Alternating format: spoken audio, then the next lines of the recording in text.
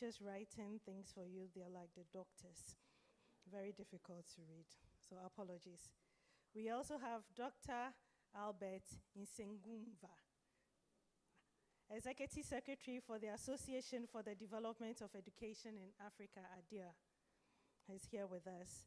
And I also finally introduce Professor James Ephraim, who was the chairman of the validation conference this morning. You're all welcome. Now over to you, Larry. Thank you very, very much, Nanefa. Let me quickly introduce the delegation from the Ministry of Education. We have with us directors at the Ministry of Education, and then we have with us the Director Tertiary, Dr. Newman is here with us, Dr. Newman. We also have with us Director Internal Audits. He's here with us, Dr. Internal Audits. And then, Your Excellency, for your attention, we have Director Inusa. He's Director PBME at the Ministry, and he also serves as a member of the committee. And then we also have with us our able Chief Director, Mrs. Mamley Andrews. She's here with us. Your Excellency, distinguished guest list, let me introduce the Honorable Minister for Education. He's here with us. Thank you very much, Honorable. We are most grateful. So next up, we'll take the communique from the chair of the committee. Prof. Odo, if you are here, please come up and then take us through the communique. Let's receive him with a round of applause as he comes in.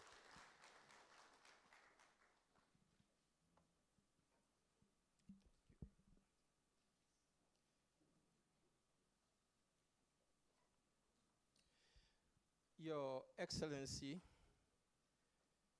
the Honorable Minister, the ranking member. Hey, sorry, Chairman. He's not the opposition. The Chairman of the Parliamentary Select Committee on Education. With your permission, I would want everybody to assume that he or she has been acknowledged. I now present the communique emerging from the validated work we did today based on issues that emerged from our stakeholder engagements, national, zonal, targeted. And in the morning, I mentioned that we had sessions with students, we have sessions with teacher unions, we had sessions with senior citizens, senior education professionals, and I'd want to mention their name for purposes of appreciation. We had Professor Ivan Adai Mensah, former Vice Chancellor of the University of Ghana. We had Professor Jofus Anamwa Mensah, former Vice Chancellor of the University of Education, Winneba, and Chair of the 2002 Education Review Committee. We had Professor Ado Obing, former Vice Chancellor of the University of Cape Coast, and we had Professor A.C. Sutherland Addy, the chair of the 1988 University Rationalization Committee. It was a very engaging moment, very exciting. We thank them. Now, the communique. The National Education Forum Committee, having consulted over 5,000 stakeholders across the country and receiving over 2,000 proposals from individuals and organizations, including a survey on free SHS with over 20,000 respondents, do hereby submit this communique to the government of Ghana as a broad representation of our deliberations, after which a detailed report shall be submitted to His Excellency, the President of the Republic. 1, there exists a huge gap in basic education infrastructure, access, and quality, creating deficits in access to quality basic education in underserved communities. Thus includes limited access to digital infrastructure, school furniture, electricity, and STEM facilities. The government must prioritize investments in basic education infrastructure, including innovative financing models to bridge the rural-urban gap in basic education access and quality, and ensure all children of basic school-going age have an opportunity to enroll and complete basic school. 2, there are concerns about the declining quality and disparity between the quality of basic education in rural versus urban areas. This is the result of inadequate teaching and learning resources, teacher quality and availability, curriculum relevance, management, supervision, and leadership deficits. The government must be deliberate in investing to bridge the gap between the quality of basic education in rural areas versus urban areas by ensuring equality through the equitable distribution of education resources across the country. Efforts must be made to strengthen school management and supervision through the adoption of a national leadership standard and improving teacher development deployment to rural areas through a decentralized teacher deployment system. 3, financing of basic education has declined with the introduction of free secondary education. Beyond inadequate financing, delayed release of funds continues to hamper school management. The government must adopt equitable framework for distributing education funds with priority for basic education, which is the foundation of our education system. The pride of place must be accorded infrastructure, foundational learning, and digital learning facilities. 4, teacher motivation and welfare require enhancement. Stakeholders recommend improvement in the provision of accommodation and allowances for teachers in deprived areas, while generally improving teacher salaries and welfare, including scholarships. 5, parent-teacher associations, faith-based organizations, and alumni associations are key stakeholders in education. The government must regularize their roles through a framework to enhance their effectiveness, participation, recognition, and impact. 6, the double-track system is burdensome for teachers, students, and parents.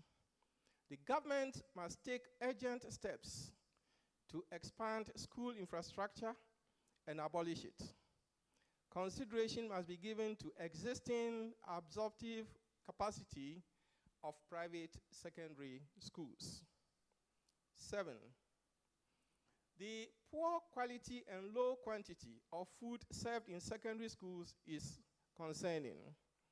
The government must take practical measures to improve its quality and quantity. 8, there is a growing level of indiscipline and examination malpractices in secondary schools.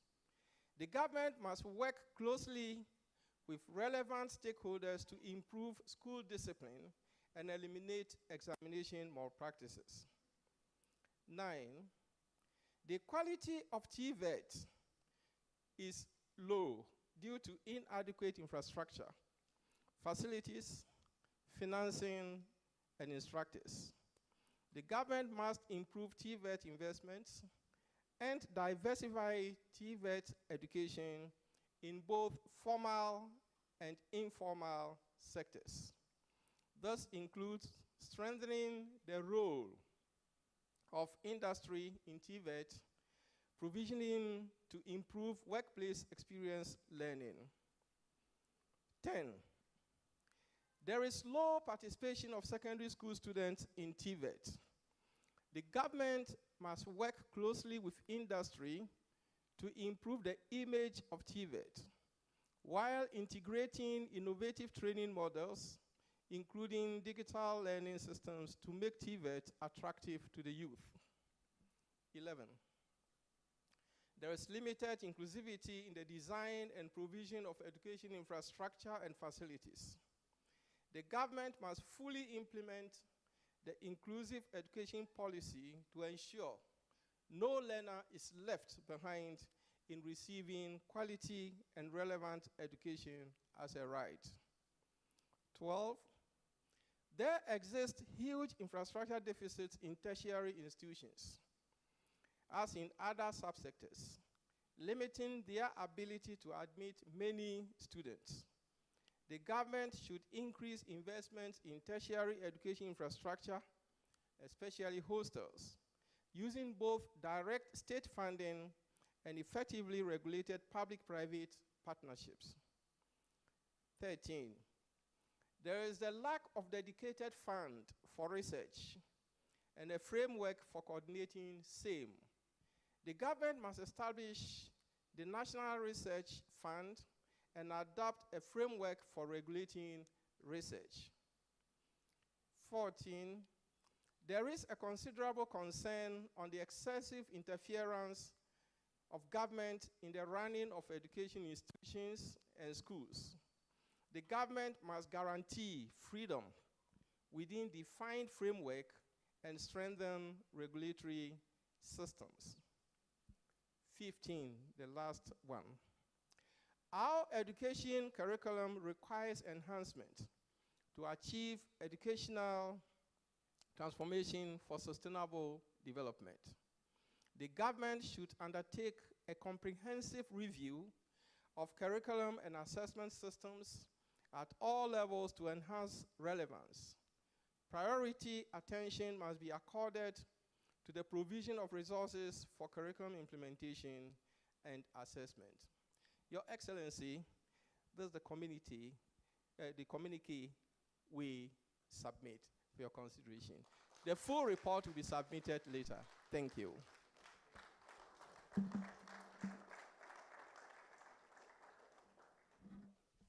Thank you very much, Professor George Katie Udro, for giving us the communique. I would like to acknowledge the Chief of Staff at the Office of the Vice President, Dr. Alex Segbefia, is here with us. You're welcome. Next, we are going to receive brief remarks from the Executive Secretary of IDEA in the person of Dr. Albert Nsekunwemva. I hope I got the name right. Thank you so much. You try your best. Thank you. Thank you for giving me a few minutes. Your Excellencies, all protocol observed. I would like first to also acknowledge the presence of my colleague at the African Development Bank, Andrina is here. She's a division manager in charge of education. So it's a pleasure for us to be here. We've been traveling to different countries. One thing that is becoming reality is that we need to fix education. If we miss education, we miss out our development, and more importantly, our sustainable future. That's the reality. So it's really a pleasure for attending such a stakeholders engagement. We had a privilege to attend this morning's sessions, where issues that were discussed are actually common to many of our countries in Africa. And what I'm learning from this, which is so important, is to make sure that education is not just for the Minister of Education. Education is a societal issue. We need parents to get engaged. We need the private sector to play their parts. We need religions to play their parts. So I really appreciate this engagement. I see it as a platform that will continue to evolve. This is it's not just a one time. I think a year from now, we should come back and say, did you achieve something as part of these plans? We need continuity beyond a one-time gathering of this. Now, as institutions that support development of education in Africa, I'm talking on behalf of the African Development Bank colleague here and myself, some of the solutions would definitely come for us, and that's what from us, so that's why I'm really pleased. So let me start with the bank. The bank is actually promoting a new African fund to support education, science, technology, and innovation. This is the reason why Andrina is here. I'm sure we are following all the news coming up, the closure of USAID, the cut of budget in Europe. This is it's actually an alarming situation, but it's a very important call for us as Africans. Unless we are able to get our homegrown solutions, we'll keep depending on others. I remember one of the previous head of state of Ghana made a statement that Africans, we set priorities and we look for somebody to pay for our priorities. I think it's really important that we take that into consideration. As far as ADEA is concerned, I was pleased to see some of the issues that we're engaging with Ghana with. So the issue of data, we know data is everything. Data, how do you reform your policy? How do you make plans if you're then quality data? So that was the discussion that I attended this morning, and I'm pleased to announce that we are coming here to support, as we are supporting other countries, the issue of data, connecting the system to classrooms, to what is happening. I think that's what I've been learning this morning, which is so important. Another project we're working with Ghana, and then see Mike, colleague here from the Cape Coast University, we're working to establish an African Center for School Leadership. We completed a foundation phase. We're now moving in execution, and the institute that Mike is involved in will be responsible for the execution. Beyond Ghana, we would like to create an opportunity for peer learning and knowledge exchange within the continent, because most of these issues are common. The other part that came out is already foundational learning. We have established a coalition of ministers for education to advance foundational learning on the continent. And this is part of what we call FLEX, Foundational Learning Exchange Forum. We met in Kigali in November last year. Ghana was represented. We are having regular virtual meetings to advance foundational learning. And one of the issues that came out this morning is about accountability. And I like the way the people put it, accountability needs to be broadened. We need to be accountable each other, from the system to the classroom, as discussed. The last but not least, the issue of technology for education. We know technology is a powerful tool. The question is, how do you connect evidence to learning outcomes? Because education has been around for a number of years, but we have been using it in parallel.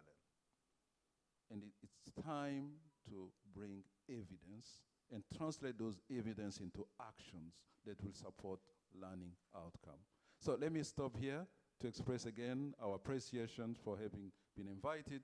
We're here with you. We are here to support you. We are here for this journey that will change this country. Thank you so much.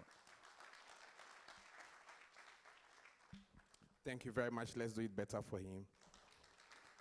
Your Excellency, distinguished guests, ladies and gentlemen, may I now humbly invite the Honorable Minister for Education to introduce our special guest of honor, and thereafter invite to you make some brief remarks.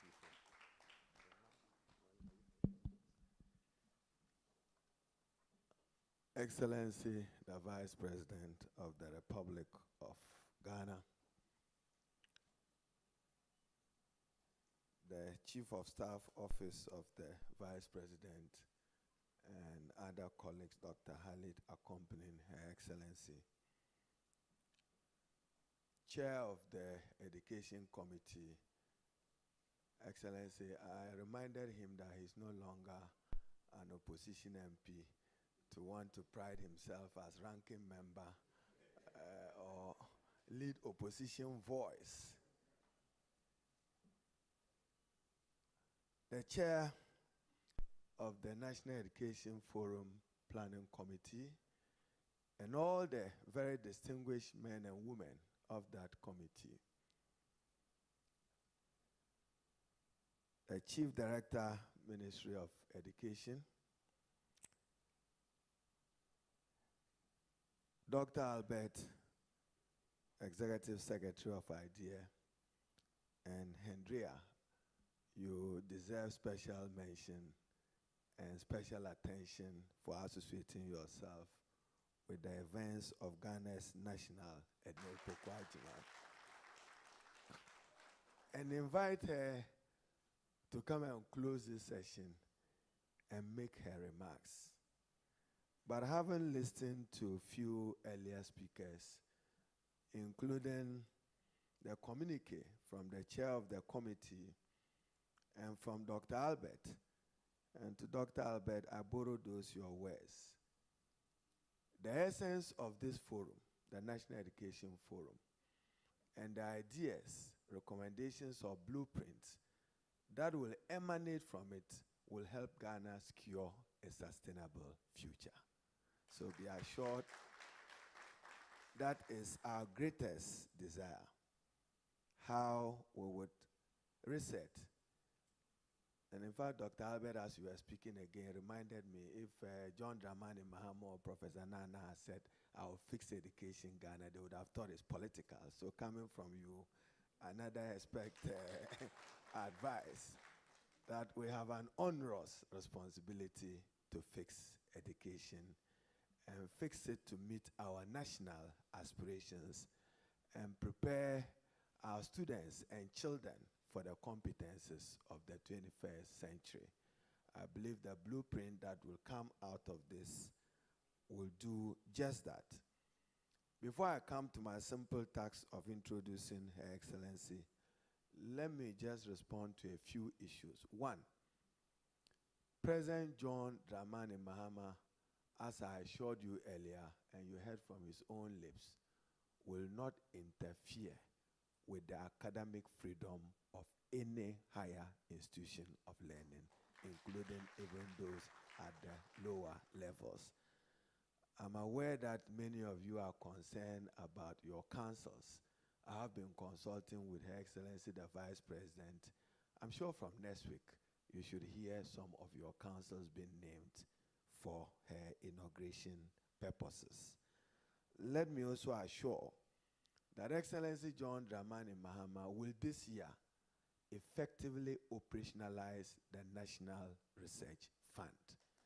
It would be functional and it will work. I've requested the Ghana Education Trust Fund to make seed money available in the formula of the fund for the 2025 year. So, Chairman of Education Committee, the ball will soon be in your court to support Excellency to operationalize that. Excellency, the Vice President, another unique feature this year of our GET Fund formula will be the first ever allocation of at least some amount, 1-2% of GET Fund, to support technical and vocational education as a start. And we also intend to roll out what President Mahama will describe as the local scholarship initiative. Every public university will be given a certain support to train 5 PhD students beginning this year locally. That we will do an honor. Now my task is not to respond to Professor Odro and his communique. I'm sure Excellency the President and the Vice President will be looking forward to your final report. Now to my very simple task. You know how miracles work. I'm sure the last time Professor J. Nana was on this campus, she walked in, struggled through some traffic, struggled through some vehicular and human traffic. And for many, I'm sure nostalgic for her this evening, her longest ever speech was when she was being unveiled as Vice President to be of the Republic of Ghana. Today she is. She is. She is. And to the women in this room and to many young girls outside there. She must remind you daily. And for those of you wanting why she's here, she was Ghana's Minister for Education. Not just minister. It has been her prime occupation and concern that Ghana delivers quality education to its children. On that note, I have the singular honor and pleasure to say, hail the first female Vice President of the Republic of Ghana, and to invite Her Excellency to make some comments.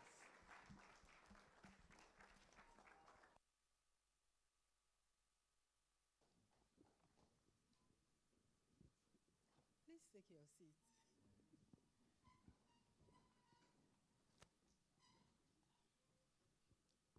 And allow me to refer to the protocol established, welcome everybody, and especially recognize the chairman of this dialogue.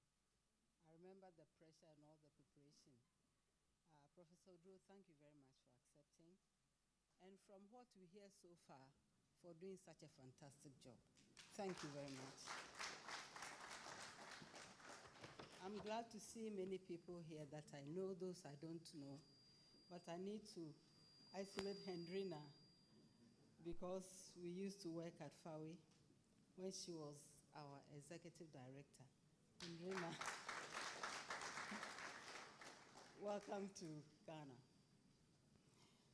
And I'm, with a lot of delight, happy to close this National Educational Forum, which has been going on for the past 3 weeks or so. I know none of you has slept.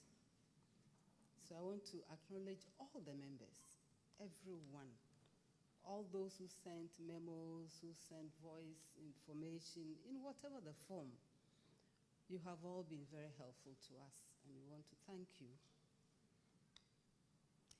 And this closing ceremony signifies a key milestone in our 120-day social contract with the good people of Ghana. And it was a commitment to build consensus on the urgent and necessary reforms needed to reset our educational center. We recognize that the education system we inherited was not a very balanced one when we consider the fact that quality, access, and equity, which are key features of a balanced education system, were not as high as they ought to have been. The NDC, as a social democratic party, has since its inception recognized the indispensability of quality at all levels, in all forms, even as we watch massification. We believe that no aspect of our nation's development can be strategically perused without reference to quality issues in the chain of education levels, whether the basic, secondary, tertiary levels of education, and in our context, let's say the secondary education, and this includes the junior secondary school, which somehow we have treated as a motherless school. And the secondary level is what provides the transitional bridge between basic and tertiary education. And let me say that by simply calling the junior secondary education basic does not mean that it is not secondary. It is at the level of senior high secondary school that the foundations of skills, attitudes, and all the things that happened at the lower levels are sharpened and or modified to fit into our national human development capital and aspirations and values. The quality of students produced by our high schools therefore plays a critical role in determining the quality of graduates produced by our tertiary education institutions. And of course, the quality of human power that the nation will require in its development. Education is about human development, no more, no less. It is in this context that His Excellency, the President of the Republic of Ghana, John Dramani Mahama, constituted the Oduro Committee to plan an educational forum that would offer stakeholders, government, policymakers, teachers, parents, students themselves, traditional leaders, religious bodies, political party representatives, everyone, development partners, and so on, all of us and ordinary Ghanaians, the opportunity to interrogate issues relating to infrastructure, quality education provision, regulation, accountability, and governance. Education financing and research cannot be left out in all of this. I heard the discussion about policy. Of course, without sound, credible data, you cannot formulate policies that can solve the problems isolated. So we need credible data. We need data we can trust. I used to tell my students that information is never innocent. So all of these will be important in upholding the theme of transforming education for a sustainable future. On behalf of His Excellency, I express deepest gratitude and commendations to the members of the committee, Professor George Oduro as chairman, Professor Goski Alabi, Professor Smal Gisi, Professor Rosemary Bosu, Dr. Samewuku, Dr. Stephen Owusu, Mr. Kofi Asare, and Mr. Inusa Shirazu for your tireless efforts in accomplishing the stakeholder engagements within schedule. We are very, very impressed. Your dedication, expertise, and enthusiasm, sacrifice too, towards accomplishing this task are very much highly appreciated. Remarkable is the multiple approaches you use in gathering data for your work. And of course, it is only data in all its various forms, not only statistics, that can lead to sound policy formulation and implementation.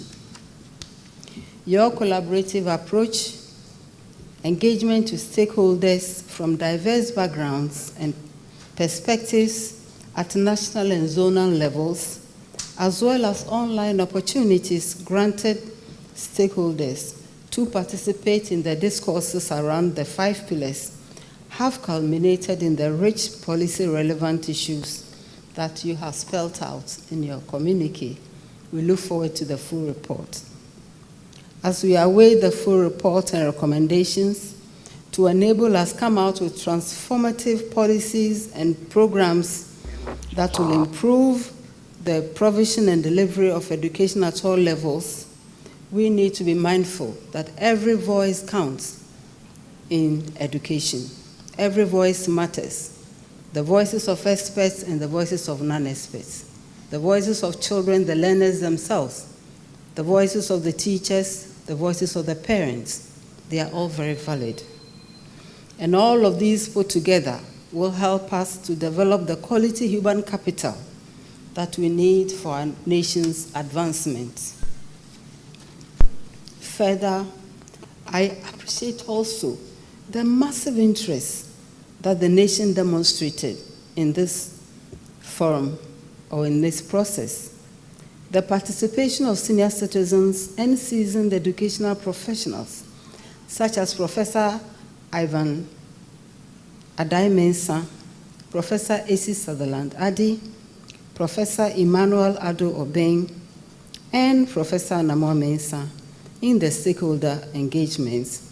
All of these combine to signal the desire of Ghanaians at all levels to move education beyond party politics and opt for a transformed education system underpinned only by quality and equity.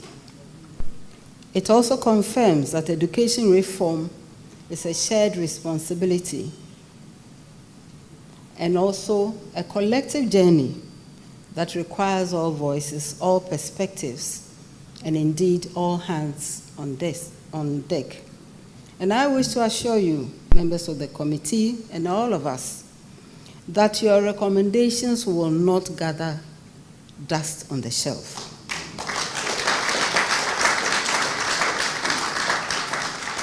Your report will be the foundation upon our educational policies, upon which our educational policies will be shaped and implemented to build an inclusive, equitable, transformative education system for Ghana and for the benefit of all Ghanaians regardless. As His Excellency the President articulated when he launched the Education Forum at Volta Serene Hotel, what he said is we will prioritize reforms with clear timelines and measurable outcomes to guide our steps. 2, we will require regular updates on progress which will be shared with the public in order to build trust and enhance transparency. We will also increase allocation of resources to critical areas, and I think our budget has borne us out.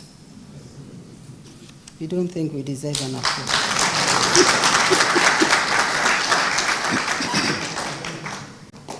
And of course, at all levels, it includes foundational learning, which really is something that I'm very passionate about.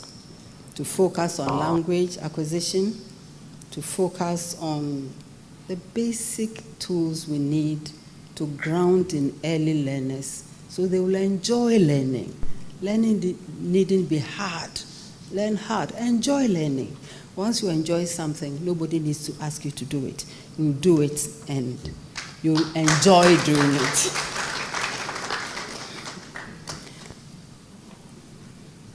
We also wish to deepen partnerships with parents, traditional authorities, and local communities to support every child's learning journey through the practice of learning teams. We wish to ensure that school leaders have the autonomy to perform their duties against a national school teacher standards, that we shall work with stakeholders, including CHAS and all the unions, to establish, to sustain. Of course, we'll prioritize research and evidence for decision making. And I want to commend the Minister for Education for ensuring that Get Fund has taken this up again.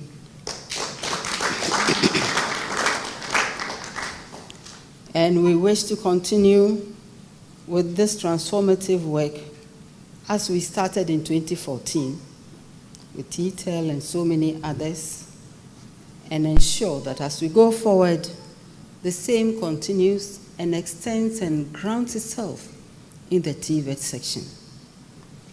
We talked about making TVET attractive. I want to throw in this, that is all of us. Let us look at our language again. People don't do TVET because they are not able to do other things. They go to the exciting areas of TVET because that's where their interest is, that's where their strength is, and that's what the country also needs. So, distinguished ladies and gentlemen, again, I want to thank all of you, and I'm happy to declare the National Education Forum on Education duly closed. Thank you very much.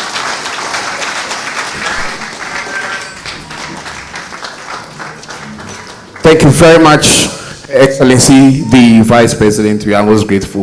You may please take your seats. So my Honorable Minister, when he was introducing Her Excellency, he made mention that all women should arise and shine. So on this note, I'm calling my co-MC to come to the stage so that she will introduce the one who is come to do the vote of thanks. Thank you very much, Larry. Yes, all too soon we are coming to the end of the program. And it was very reflective to hear Her Excellency give her remarks.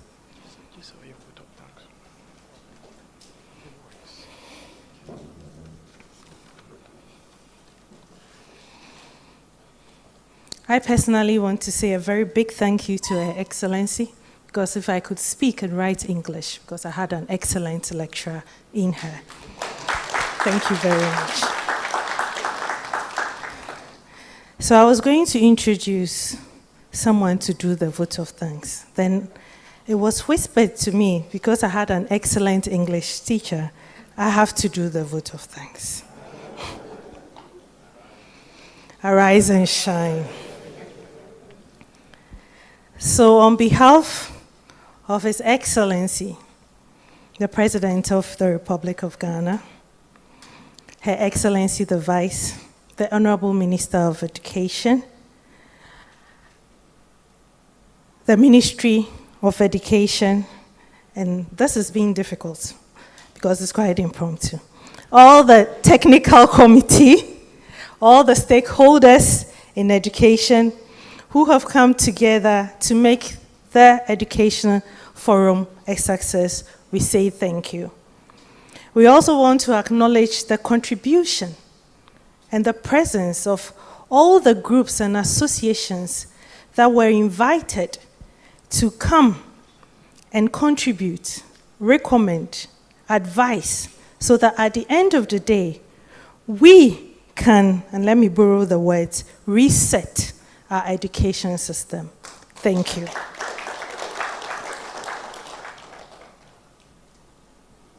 I would also want to say to across the board, from primary, secondary, tertiary, the voices that were heard from our students who made special appeal to let us know that we actually really need to look at our education and make sure that we are resetting it for sustainability. Thank you. And finally, I'd want to say a very big thank you to each and every one, the media, especially, who have carried the message, followed the stakeholder forums and consultation across the length and breadth of the country, reporting on it, and making sure that everybody's voice is heard. Thank you very much. And as we are here, I want to acknowledge the presence of the police band for your beautiful songs. And to each and every one who, in various ways, have made this a success, know that your contribution is not going unnoticed, and that Allah will bless you in ways unimaginable. So with that vote of thanks done, I want us, as it has been closed, that finally the national consultation, education consultation is over. But this month is a very special month for us in Ghana. Not only did we end the National Consultation Forum, we also celebrated our 66th independence, 68. And we reflected, reviewed, and reset as a nation. It's also a month that we are celebrating women and accelerating action in the International Women's Day. And it's also a very significant month as we look back, not only on our independence, but it's also Black History Month as we celebrate our rich heritage. So let us all remember, as we keep saying, and as we look at our national flag every day, that we should arise and shine, because our Black Star reminds us that we as Ghanaians have to arise and shine in everything that we do. And we want to say, and I'm standing on behalf of all the women to say a very big thank you to all the men for your continuous support. Thank you. Now, Larry, thank you very much. Thank you very much. Let's do it better for her. She's done very well. Truly, the ladies are going to rise and shine. So before we close, let me just quickly announce that we have the presence of the National Association of Hairdressers. They are here with us. We also have the tailors as well as beauticians. So this shows that education cuts across, like Your Excellency said, it cuts across everybody, everywhere needs. And we are most grateful to everyone. Let me also announce that Channel MOE carried this program live, and we are grateful. So GTV also carried it live. Thank you very much. So the coverage is widespread, but we are almost at the tail end. We take the closing prayer from Alhaji Mohammed Omar. Yes, let's receive him. Thereafter, we'll have everyone rise for the national anthem. Once we are done with the national anthem, we'll have group photograph with Her Excellency the Honorable Minister as well as dignitaries here in present, and we call it a day. Thank you very much. A'udhu billahi minash shaitanir rajim. Bismillahir rahmanir rahim. We give thanks to the life of our leaders across board as we all come together to secure the future of our country. May God Almighty Allah continue to bless them, guide them, and protect them. Alhamdulillahi Rabbil Alameen, Ar-Rahmanir Rahim, Maliki Yawmiddin, Iyaka na'budu wa iyyaka nasta'in, Ihdina as-siratal mustaqim, siratal ladzina an'amta alayhim, ghayri maghdubi alayhim waladdallin. Amen. So can we all please be upstanding for the rendition of the national anthem?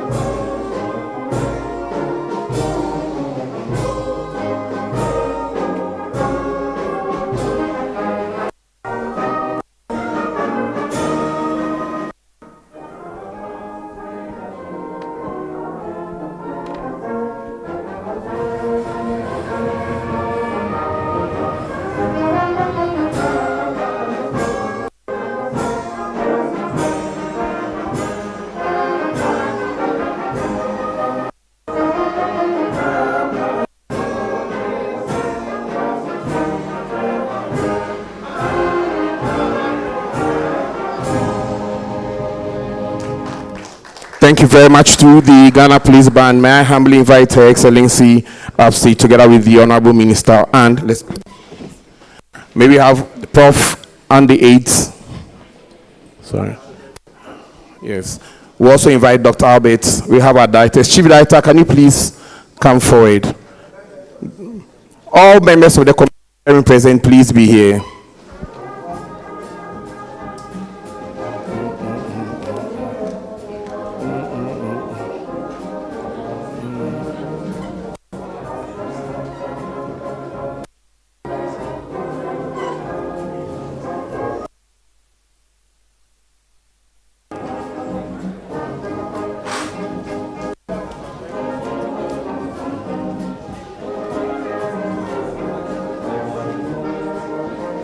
All right, thank you very much. Are we done? All right. All right. Yeah, we can.